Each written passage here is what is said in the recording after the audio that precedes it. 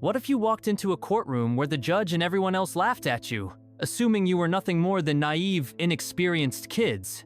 Now, imagine if you turned their laughter into silence with just one bold move. The air inside the courtroom was thick with amusement, but Brian and Emily didn't let the smirks and quiet chuckles from the audience faze them. Standing side by side, their hands clasped tightly together, they appeared like two young college students who had wandered into the wrong room by mistake. The tension in the room was palpable, but the young couple's posture remained straight, their determination quietly building. This wasn't how they had imagined their day in court. Not when they had first decided to take this case on. When they walked in, they weren't the ones people would have bet on to win. They weren't wearing expensive suits, and they didn't have the air of seasoned professionals. They were plain, their clothes unremarkable. They were just two young people up against a legal system they had never truly experienced before. But they had a purpose, and it wasn't about appearances, it was about justice. The courtroom was buzzing with an energy that bordered on mockery as Brian and Emily stood before the judge, staring up at the imposing figure of Judge Richard Dawson. The judge was leaning back in his chair, his fingers tapping rhythmically against his desk.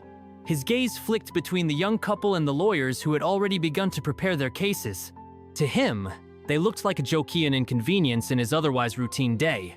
And to the rest of the courtroom, they probably were a joke. The judge's eyes narrowed with amusement as he surveyed Brian and Emily. His gaze flicked back and forth between them, his lips twitching into a smile. Without any sense of empathy, he raised his gavel, tapping it sharply on the desk.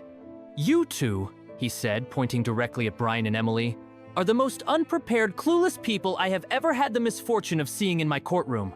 His voice was dripping with sarcasm, and the laughter that followed from the audience only fueled his sense of superiority.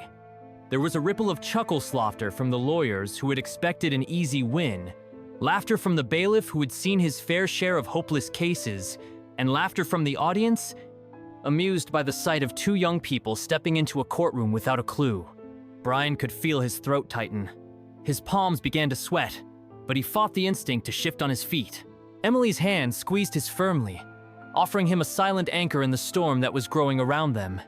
She wasn't about to let them mock them, not now, not when they had come so far. Brian cleared his throat, ready to speak, but before he could even manage a word, Judge Dawson waved a dismissive hand in the air.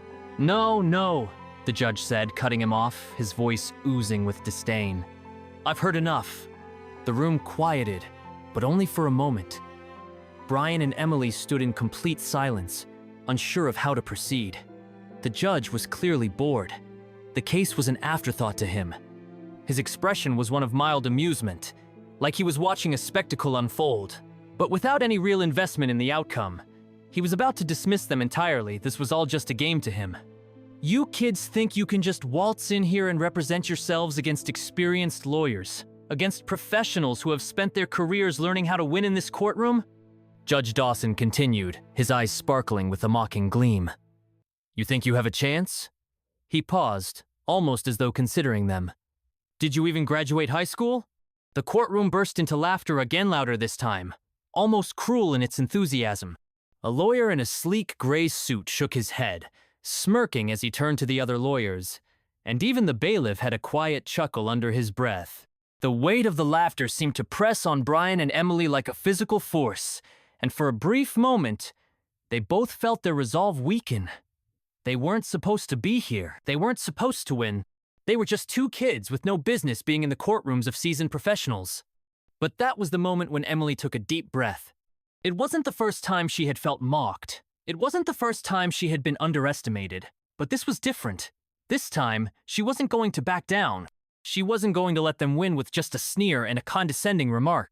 Emily's eyes narrowed, and for the first time since stepping into the courtroom, she looked Judge Dawson in the eye and spoke with a clear, firm voice. "Are you finished mocking us, Your Honor?" she asked, cutting through the noise like a knife. The room instantly fell silent. Judge Dawson blinked in surprise, momentarily caught off guard by Emily's unwavering stance. The audience, the lawyers, even the bailiff, everyone held their breath, unsure of what would happen next. Emily, seemingly unfazed by the previous mockery, stood taller. Her grip on Brian's hand loosened, and she stepped forward with a quiet confidence. She was no longer the nervous, tentative young woman who had walked into this room. She had become something else, calm, composed, and ready for whatever came next. Brian, too, adjusted his sleeve, standing slightly straighter, his eyes sharp and focused for the first time since they had entered the courtroom. He hadn't spoken yet, but the sharpness in his eyes said everything that needed to be said. For the first time, Judge Dawson seemed unsure. His expression flickered between confusion and curiosity. The room, which had been filled with laughter moments before, was now eerily quiet. The shift was palpable. Everyone was waiting for the next move, not from the judge, but from the young couple who had just taken the room by storm. The judge blinked again, clearly taken aback, and then sighed dramatically, as if he had just been inconvenienced. He cleared his throat, adjusting his glasses as he studied them both. "I see," he said slowly, his voice no longer dripping with amusement but tinged with something else, respect, perhaps. Or was it suspicion? Emily didn't flinch. "We'd like to proceed, Your Honor," she said, her voice still calm, but now filled with the quiet confidence that had been building inside her. Brian crossed his arms, his expression serious now. There was no more nervousness in him, only determination. The once quiet young couple had become something else, something that the courtroom could no longer dismiss. Judge Dawson narrowed his eyes at them, sizing them up for the first time with real interest, his earlier arrogance replaced by caution. "Very well," he said slowly, his voice carrying an edge of curiosity. "Proceed." The courtroom was dead silent as Emily stepped forward, her movements deliberate. The people who had once laughed at them were now watching with rapt attention, unsure of what would come next. Brian followed her, his eyes never leaving the judge. They had barely begun their fight, but they were already shifting the momentum in their favor. The silence in the courtroom stretched on, thick and heavy. The energy had completely shifted, the once confident sneers from the judge and audience now replaced with an uncomfortable stillness. Brian and Emily stood tall, their eyes steady and unwavering as they stared at Judge Dawson, who was still processing the bold challenge Emily had just thrown his way. The judge adjusted his glasses, his posture no longer smug but more guarded. He cleared his throat, breaking the silence. "All right then," Judge Dawson said slowly, his voice now tinged with a touch of respect, though still skeptical. "Let's proceed. But I want to remind you both that this is a courtroom, not a schoolyard. So, unless you have actual evidence to present, I suggest we move this along." Brian's heart raced, but his voice remained calm. He nodded to Emily, who stepped forward again, this time with a sense of purpose that radiated from her every movement. "We have evidence, Your Honor," Emily said, her words firm but measured. "And we intend to present it?" Judge Dawson leaned back in his chair, still skeptical. The room was so quiet now you could hear the faint rustling of papers and the occasional cough. It was clear that no one had expected Emily to respond like this, least of all the judge. The lawyers in the audience, who had been mocking them earlier, were now waiting in anticipation. Brian and Emily exchanged a glance, each of them silently reinforcing the other's resolve. They weren't here to play by the rules that the rest of the courtroom expected them to follow. They were here for justice, and nothing, especially not the judge's doubts or the smirks of opposing lawyers, was going to stop them. "Let's start with the lease agreement," Emily said, turning back to the judge. She reached into the folder they had brought with them and slid a piece of paper across the table toward him. "This," she continued, her voice unwavering, "is the original lease agreement, the one that was signed by both us and the landlord." She paused, her gaze piercing. "Take a close look, Your Honor. You'll see that there's no violation on our part." Judge Dawson frowned as he picked up the document and examined it closely. He adjusted his glasses again, scanning the text, then flipped the page over.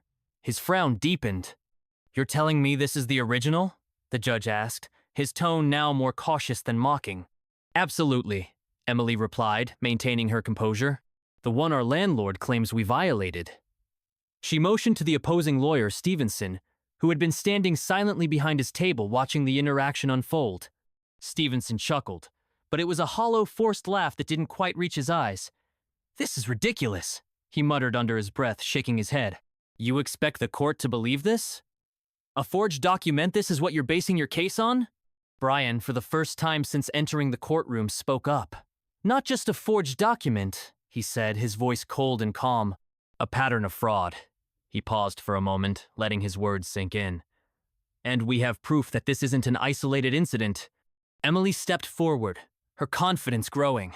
We've obtained records of at least 10 other tenants who were evicted under similarly questionable circumstances by the same company. Hallway Properties has a history of altering lease agreements and forging signatures to evict tenants they don't want. We just happen to be the ones who are fighting back." A murmur rippled through the courtroom, this time not one of mockery, but curiosity. Judge Dawson looked up, his expression unreadable, but something in his gaze had shifted. It was no longer amusement, but genuine interest. "You're claiming this entire eviction case is based on falsified documents?" Judge Dawson asked, his voice now steady, though tinged with suspicion. "Exactly," Brian replied, leaning forward slightly. "And we intend to prove it." Stevenson, the opposing lawyer, straightened up in his chair, clearly not expecting this turn of events. He shot a glance at the judge, then at the couple, trying to regain control of the situation. "This is absurd," he muttered again, but it was clear that his confidence was beginning to crack. The tension in the room had shifted. The couple, who had been the subject of ridicule just moments ago, were now holding the floor with a quiet authority that even Judge Dawson couldn't ignore. Brian looked back at the judge. "Your Honor, we have more than just this document. We have testimony, emails, and government records that show this entire case is built on lies. If you'd like, we can proceed with presenting everything we've gathered." Emily nodded in agreement. "We've already filed a motion to have the lease agreement verified for authenticity, but we don't need to stop there. We have copies of all communications with our landlord, as well as evidence that proves our landlord is working with Hallway Properties to manipulate tenants into leaving so they can raise rents for wealthier clients." The audience, once dismissive of them, was now listening intently. Even the judge seemed to be rethinking his initial assumptions. Judge Dawson set the document down on the table, then glanced at Stevenson, his eyes narrowing. "Mr. Stevenson," the judge said, his voice harder now, "I assume you've seen this evidence before." Stevenson hesitated, his face twitching as he attempted to hold his ground. "I've seen the papers they're presenting, but that doesn't mean they're legitimate. This could easily be fabricated." The judge raised an eyebrow. "So you're saying these documents are fake without any proof? And you expect this court to dismiss them on your word alone?" The silence in the courtroom was deafening. Stevenson's mouth opened and closed, his words faltering as he realized that the judge wasn't on his side anymore. He had lost the upper hand. Judge Dawson leaned forward, his tone shifting from mockery to seriousness. "I will allow this case to proceed, but know this. If these documents are legitimate, then we have a much bigger problem on our hands. This is no longer just a simple eviction case." The courtroom, once filled with laughter, was now dead silent. The tide had completely turned. Brian and Emily stood taller, their resolve unshaken, as they prepared to present their evidence. They had been underestimated, ridiculed, and dismissed, but they had only just begun. They weren't just fighting for their home anymore. They were fighting to expose a system of corruption that affected hundreds of others, and they weren't going to stop until justice was served. The tension in the courtroom was thick, as Emily and Brian stood in front of the judge, ready to take their case further. No one was laughing anymore. Judge Dawson, once an amused figure who had mocked them, was now paying attention. His eyes narrowed as he waited for the next move. The shift in the room was palpable. The once overlooked young couple had found their footing, and the battle had just begun. Emily, feeling the weight of every eye in the room, reached into her folder and carefully pulled out another document. She knew this would be a turning point. This wasn't just about a forged lease agreement anymore. This was about a much larger web of corruption, and she was ready to unravel it. "Your Honor," Emily began, her voice steady, "this is where things get interesting." She placed the new document on the table in front of Judge Dawson, her fingers lingering on the edge as she made sure every eye in the room was on her. "This," she continued, "is a record of communication between our landlord and Hallway Properties. And what you'll find here is proof that the eviction wasn't just personnel, it was part of a pattern." She paused, letting the document rest between them. The murmurs from the audience were a low hum as people leaned forward, eager to see what would come next. Judge Dawson picked up the papers slowly, his expression now less dismissive, more thoughtful. He scanned through the lines, his brow furrowing as he read the contents. He wasn't just skimming, no, he was studying the evidence. Brian stepped forward, his voice clear. "What you're looking at, Your Honor, is a conversation between our landlord and a representative of Hallway Properties. It details the plan to evict tenants in order to raise rent and replace them with wealthier clients." He allowed the words to hang in the air. "And we're not the only ones they've targeted. Judge Dawson didn't immediately respond, but his gaze lingered on the document. The room was still, every person waiting for the judge's reaction.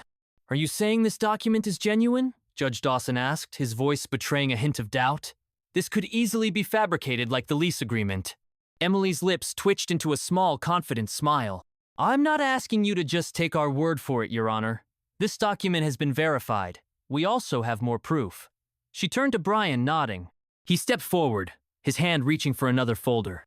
"This is an email chain," Brian said, pulling out a series of printed emails. "It details a meeting between Hallway Properties executives discussing the legal means they will use to evict tenants without triggering any legal consequences. They're talking about fraudulent documentation and using loopholes in the law." A quiet gasp spread through the courtroom. Even Judge Dawson looked taken aback. He scanned the emails, and his eyes narrowed as he read through them. "I see," the judge muttered, adjusting his glasses. "You've really done your homework." Stevenson, the opposing lawyer, shifted uneasily in his seat. He was visibly sweating now, his earlier arrogance crumbling under the weight of the evidence Emily and Brian were presenting. He looked between the judge and the couple, his confidence slowly slipping away. "This is absurd," Stevenson said, trying to regain control. "This could all be fabricated. You don't have enough to prove that Hallway Properties is behind this." Emily took a deep breath, refusing to let Stevenson's words shake her. "We don't need to fabricate anything, Mr. Stevenson. The truth is right here." She reached for one more document. This one a government-issued report.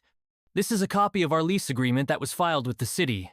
It has the proper timestamp, the correct signatures, and it's legally binding, unlike the document you presented." The courtroom was now completely silent, the weight of their argument undeniable. Stevenson's face was a mask of frustration and disbelief, and Judge Dawson's expression had shifted entirely. The judge was no longer the condescending figure he had been at the start. He was now leaning forward, listening intently, his eyes sharp with focus. "You've managed to pull all of this together," the judge said slowly. "But there's one thing that still doesn't sit right with me. If this is such a widespread issue, why hasn't anyone else come forward?" Emily glanced at Brian, and he gave her a small nod, signaling her to take the lead. "We've spoken to others," Emily explained, her voice calm yet determined. "We've gathered testimony from other tenants who have been evicted under similar circumstances, and we've obtained several legal documents that show a clear pattern of fraud. We're not the only ones." Brian stepped in. "But until now, no one had the courage to fight back. People are afraid of losing their homes, afraid of standing up to a company as powerful as Hallway Properties. We're not afraid, and that's why we're here." Judge Dawson's gaze softened, though his expression remained serious. "I see. So, you're not just fighting for yourselves, you're fighting for others who have been wronged." Emily nodded. "Exactly, Your Honor. This case is bigger than us. This is about exposing a system that is systematically exploiting people to line their pockets." There was a pause as Judge Dawson sat back, processing everything he had just heard. The courtroom, which had been filled with laughter and derision only moments ago, was now silent, hanging on every word. Brian and Emily had done more than present their case. They had made it impossible for anyone in the room to ignore the truth. Stevenson's attempts to undermine their case had failed, and the judge could no longer pretend that this was just an unfortunate misunderstanding. This was something much larger, something that needed to be addressed. "You've made your case," Judge Dawson said, his voice finally taking on a serious tone. "I'll allow the evidence to stand. But let me remind you, this is just the beginning. What you're suggesting, if true, goes far beyond an eviction case." "We understand, Your Honor," Emily replied, her voice unwavering. "But we're ready to see this through. We're not backing down." The judge nodded slowly, his expression thoughtful. "Very well, let's continue." As the room filled with quiet murmurs, Brian and Emily exchanged a glance, their resolve stronger than ever. They had taken the first step, but this was far from over. The fight had just begun, and now it was their turn to bring the truth to light. The courtroom, once full of skeptical laughter and dismissive remarks, was now hushed in anticipation. Every pair of eyes was locked on Emily and Brian, who had just unveiled a shocking pattern of fraud and corruption. What had begun as a routine eviction case had turned into something far more significant and unraveling conspiracy that affected far more people than anyone had realized. Judge Dawson sat back in his chair, his brow furrowed as he flipped through the documents they had presented. The once dismissive tone of the courtroom had been replaced with one of uncertainty and intrigue. The opposition, which had been so confident moments ago, was now on the defensive. Stevenson, the opposing lawyer, was visibly shaken, his face a mask of frustration as he glanced nervously at the judge. "We've done more than present a forged document and some questionable emails," Emily said, her voice firm, carrying the weight of their argument. "This isn't just about us. This is about a systemic issue, one that reaches far beyond this case." She turned to Brian, nodding. He pulled out another folder from the pile they had brought with them, this time a series of affidavits and testimonies they had gathered from other tenants who had been evicted under similar circumstances. "These," Brian continued, "are affidavits from 10 other tenants people who, just like us, were forced out of their homes by Hallway Properties. They've all experienced the same tactics: forged documents, falsified violations, and illegal rent hikes. The evidence we have doesn't just prove that our eviction was wrongful. It proves that Hallway Properties has been systematically targeting tenants in order to inflate rent prices for wealthier clients." The room was still, save for the sound of papers shuffling and the occasional whisper. Even the judge, who had initially appeared more interested in dismissing the case, was now leaning forward, his fingers lightly drumming on the desk as he processed the gravity of what was being presented. Judge Dawson adjusted his glasses and scanned through the affidavits. He wasn't speaking, but his eyes were narrowed in concentration. Emily and Brian had pulled off something extraordinary. They had not only exposed a single fraudulent eviction, but had connected it to a larger, far-reaching conspiracy that had affected countless others. "And where did you find this information?" the judge asked, his voice steady, though it held an edge of skepticism. "We didn't just find it," Emily replied, her eyes unwavering. "We gathered it. Tenants were too afraid to speak up before, but once we began connecting the dots, we were able to identify the pattern. We have statements from multiple former employees of Hallway Properties who are willing to testify about the company's illegal practices." The room seemed to hold its breath. Stevenson, the opposing lawyer, was now visibly panicked. His earlier bravado had evaporated. He stood up, his face pale, and attempted to regain control. "Your Honor," Stevenson said, his voice shaking slightly, "this is nothing more than a desperate attempt to discredit my client. These affidavits and testimonies are nothing more than hearsay. There is no real evidence to suggest that Hallway Properties has engaged in any kind of conspiracy." Brian shot him a cold glance, his voice quiet but firm.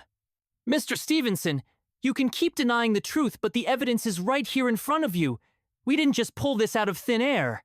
These documents, these affidavits, they're all part of the same pattern. A pattern that links your client to multiple illegal evictions and fraudulent activities." Judge Dawson turned his attention back to the couple, his gaze sharp and appraising. For the first time in the proceedings, he wasn't dismissing them. He was listening, and he was beginning to realize the gravity of what they had uncovered. "You're suggesting that Hallway Properties is responsible for a series of illegal evictions, orchestrated through falsified documents and manipulation of the legal system?" Judge Dawson asked, his voice cool but serious. Emily nodded. "Yes, Your Honor, that's exactly what we're suggesting, and we have the proof to back it up." She took a step forward and laid another document on the Tablin email exchange between executives at Hallway Properties, outlining a strategy to manipulate court proceedings in their favor. The email discussed using legal loopholes, manipulating records, and creating false documents to ensure that evictions went smoothly without legal repercussions. "This," Emily said, her voice calm but laden with determination, "is the proof that the company's executives were actively involved in this scheme. They knew exactly what they were doing, and they did it with the intent to remove tenants who weren't paying high enough rents to make room for more profitable clients." A hushed murmur spread through the courtroom. Stevenson, who had been trying to maintain control, faltered. He cleared his throat, but his earlier confidence had vanished. "This is ridiculous," Stevenson muttered under his breath, but his words carried no conviction. The audience and the judge could see that the situation was no longer under his control. Brian turned to Judge Dawson. "We believe this is part of a larger effort to defraud tenants and manipulate the housing market. These aren't isolated incidents, Your Honor. This is a pattern of fraud that needs to be investigated fully." The judge didn't respond immediately. Instead, he sat back in his chair, his fingers tapping thoughtfully on the armrest. It was clear he was weighing the enormity of what had been presented. Brian and Emily had done more than just present their case. They had exposed a dangerous and far-reaching conspiracy that threatened to unravel a major real estate empire. "We're not just asking for justice for ourselves, Emily added, her voice steady. We're asking for justice for everyone who has been wronged by Holloway Properties and other companies like it. We're asking for a full investigation into the practices that have been hidden from the public for far too long. The room was silent, the audience waiting for Judge Dawson's response. His expression was unreadable, but his eyes glinted with an almost imperceptible spark of recognition. This was bigger than he had anticipated. What had started as a simple eviction case had become something much larger, and now it was up to him to decide whether he would let this corruption go unchallenged or if he would take a stand. Finally, Judge Dawson spoke. This is a lot to process. I will need time to review the evidence and determine the next steps. But I can't ignore the weight of what's been presented here. He paused, glancing at the papers in front of him. I'm allowing this case to move forward. We will investigate these claims thoroughly. And if what you've presented is true, then this will go far beyond just this courtroom. A collective breath was held in the room. Stevenson, now completely silent, looked like he had been struck dumb by the magnitude of the situation. Brian and Emily, standing firm before the judge, knew they had done everything they could to present the truth. They had opened the door, and now it was up to the system to decide whether it would expose the corruption lurking within or protect the powerful entities that had been hiding it. We'll be ready, Your Honor, Brian said quietly, and we'll make sure the truth comes out. As the courtroom murmured with excitement and disbelief, the couple stood resolute, knowing this was just the beginning. They had done the unthinkable. They had exposed a massive conspiracy.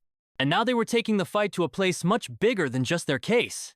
The courtroom buzzed with a newfound intensity. The judge had allowed their case to proceed, and the weight of their evidence had finally silenced the critics. For the first time in weeks, Brian and Emily felt a flicker of victory. But as they walked out of the courtroom, the oppressive weight of the battle was far from over. They had just exposed a powerful conspiracy, and with that came the inevitable blowback. Holloway Properties wouldn't let this go easily. The air outside the courthouse was crisp, the cold wind biting at their faces, but the chill they felt had nothing to do with the weather. They were on the edge of something much bigger, now something that would change their lives forever. Emily tightened her grip on Brian's arm as they walked through the crowd of reporters, their faces still grim despite the triumph they'd just earned. We're not done yet, Emily said quietly, her eyes scanning the bustling street for any sign of danger. It wasn't just the case they had to worry about anymore.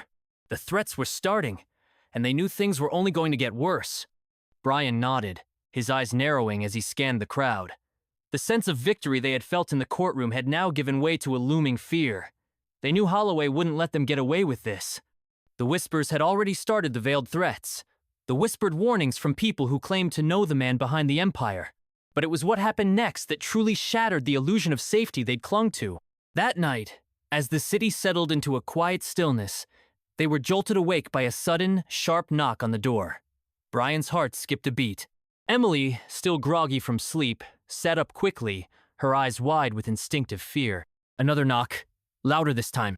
Brian shot a quick glance at Emily. She nodded, her hand moving subtly to the lamp beside the bed. She knew what it meant. This was no ordinary knock. Brian crept toward the door, his breath shallow. He peered through the peephole, his eyes going wide with the realization that someone was standing just outside. But it wasn't just anyone. The man at the door was wearing a black suit, his face shadowed by a fedora, his posture too rigid, too controlled to be a simple delivery man. "Who is it?" Brian called through the door, his voice steady despite the fear starting to claw at the edges of his mind. There was a pause. The man didn't respond, and for a split second, Brian thought they might be safe. Then the man spoke, his voice cold and clipped. "You're making a mistake," he said, and the words sent a chill down Brian's spine. "Your case is over before it even starts. You'll regret what you've done." Brian's hand tightened around the door handle, but he didn't open it. Instead, he turned back to Emily, who was already on her feet, moving silently toward the window. "What do you want?" Emily called out, her voice calm, but there was an edge to it. She knew they were in danger. Another pause. This time, the man's voice was laced with something more dangerous, something darker. "You've bitten off more than you can chew. This case, it's not just about you. Holloway's people don't take kindly to being exposed." Brian felt the weight of those words settle in his chest, the cold reality crashing over him. They weren't dealing with just a real estate company anymore. They had unknowingly stepped into a game much bigger than them, one with stakes they had no idea how to play. The man's footsteps faded into the distance, but the silence that followed felt deafening. Emily turned toward Brian, her face pale but determined. "This is it," she said quietly. "They're making their move." Brian felt a knot tighten in his stomach. The battle for justice had just become a fight for their lives. The next morning, the sense of impending doom wasn't something they could ignore anymore. Brian and Emily went about their day with a tense unease in their movements, the familiar hum of their usual routine now replaced with a constant, low buzz of paranoia. The case wasn't just about tenants anymore, it was about their survival. As they sat in their apartment, reviewing evidence for the next phase of their legal battle, a sudden knock on the door jolted them from their focus. This time, Brian didn't hesitate. He opened the door, and before him stood a man in a dark suit, his eyes cold and calculating. A sharp breath escaped Brian as he recognized him instantly. "Detective Hayes," Brian said, his voice filled with both relief and worry. "We weren't expecting you." The detective stepped inside without waiting for an invitation, his expression serious. His eyes flicked nervously to the windows, as if expecting someone to be watching them at any moment. "I need to talk to you both," Hayes said in a low voice, closing the door behind him. "It's about Holloway." Emily's gaze flickered to Brian. "What's happening?" "There's been a development," Hayes said, glancing at both of them. "Holloway's people have been making moves. He's not going down quietly. I've just received intel that suggests he's planning something far more dangerous than you realize." The room seemed to shrink as the words sank in. Brian's heart raced. They weren't just facing a corporation. They were up against a man who would do anything to protect his empire. And now, it wasn't just about their case anymore, it was about getting out alive.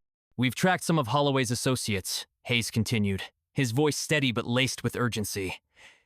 "They're preparing to go after you two. Not in the courtroom, but outside. They're trying to intimidate you, break you down." "Break us down?" Emily's voice was sharp. "What are you saying, detective?" "I'm saying it's time to lay low," Hayes said, his face hardening. "I've already arranged for a place for you to stay. You can't stay here. Not with what's coming. I can't promise it'll be safe here much longer." The weight of Hayes' words settled over them like a heavy blanket. For the first time, they truly understood the extent of the danger they were in. They weren't just fighting for justice anymore. They were fighting to survive. "We're not running," Brian said, his voice low but resolute. "I didn't say you had to run," Hayes replied, locking eyes with both of them. "But you need to get off the grid. Stay under the radar for now. Holloway is powerful, and he's pulling strings you don't even know about. He's already made threats. Now it's time to be smart." There was a long silence before Emily spoke, her voice soft but determined. "We didn't come this far just to back down." Brian nodded in agreement. "We'll lay low, but we're not quitting. Not now, not ever." Detective Hayes didn't argue, but his expression softened. "I don't expect you to quit, but just know this Holloway's not playing by the rules anymore. He'll come after you in ways you can't even imagine. So, stay vigilant." As the detective left, Brian and Emily exchanged a look. The fight was no longer just in the courtroom, it had become a battle for their lives, and they were prepared to face whatever came next. The war wasn't over. It was just beginning. The final days leading up to the trial felt like a whirlwind. Brian and Emily had stayed off the grid, carefully following Detective Hayes' advice to keep their heads down. Holloway's associates were still lurking in the shadows, making it clear that this was far from over. But even as the danger intensified, they knew they had one final shot to expose the corruption once and for all. When they finally stepped into the courtroom for the final hearing, the atmosphere was thick with anticipation. The once mocking crowd now watched them with a mix of awe and disbelief. The courtroom was a far cry from the one where they had first entered, filled with skepticism and laughter. This time it was filled with respect, and this time it was their turn to win. Judge Dawson entered the room, his expression unreadable. He looked over at Brian and Emily, the sharpness in his eyes telling them that this would be the moment that would determine everything. The case had grown far beyond just a simple eviction. It had become a battle that exposed an entire network of corruption. As they stood at the front of the courtroom, Brian felt the weight of the moment. The evidence they had presented, affidavits, forged documents, emails, and testimony had proven not just their innocence, but had also unraveled the dark underbelly of Holloway Properties. The truth was out now, and there was no going back. "We've reached a verdict," Judge Dawson said, his voice strong and steady. He turned to face Holloway's lawyer, Stevenson, who stood with his hands clenched tightly, his face pale. The fight had drained all his confidence, leaving him with little more than a shell of his former arrogance. "Mr. Stevenson," Judge Dawson began, his tone hard, "the evidence presented by the plaintiffs is overwhelming. Hallway Properties has engaged in fraudulent practices and illegal evictions, systematically targeting vulnerable tenants. The court has seen enough." A gasp spread through the courtroom, and Stevenson's face turned even paler. He opened his mouth to object, but no words came out. The evidence was undeniable, and it was too late for Holloway to fight back. "For their actions," the judge continued, his voice unwavering, "I hereby rule that Hallway Properties will be dismantled. All fraudulent evictions will be reversed, and full compensation will be awarded to the tenants who were wronged." The room exploded in a mix of gasps, murmurs, and applause. Brian and Emily exchanged a look, their faces filled with disbelief and relief. They had done it. They had brought down an empire built on lies and deceit. They had exposed the truth, and the corrupt forces that had once seemed untouchable were now being held accountable.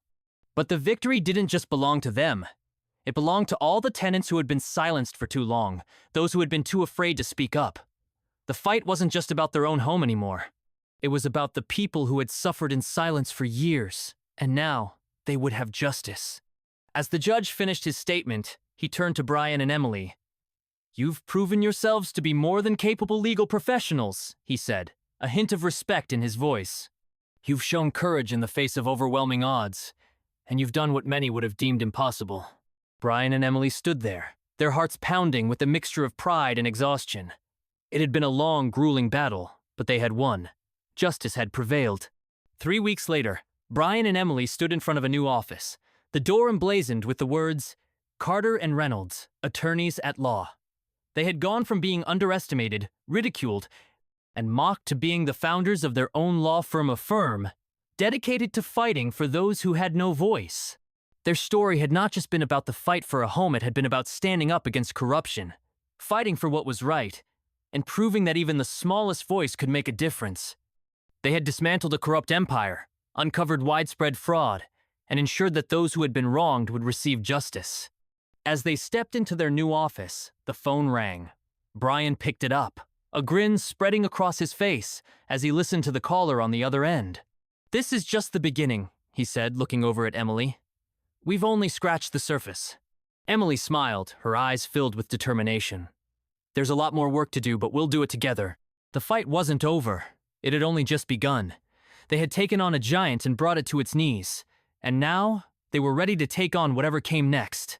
They were no longer the underdog Snow, they were the ones fighting for justice, and no one would ever underestimate them again. If you've enjoyed the incredible journey of Brian and Emily, the young couple who dared to take on a corrupt empire and fight for justice, make sure to hit that subscribe button for more inspiring stories that remind us of the power of perseverance. Share your thoughts in the comments. Have you ever faced the odds, stood up for what's right, and fought for justice? We'd love to hear your story. Don't forget to share this with someone who needs a reminder that courage can change the world.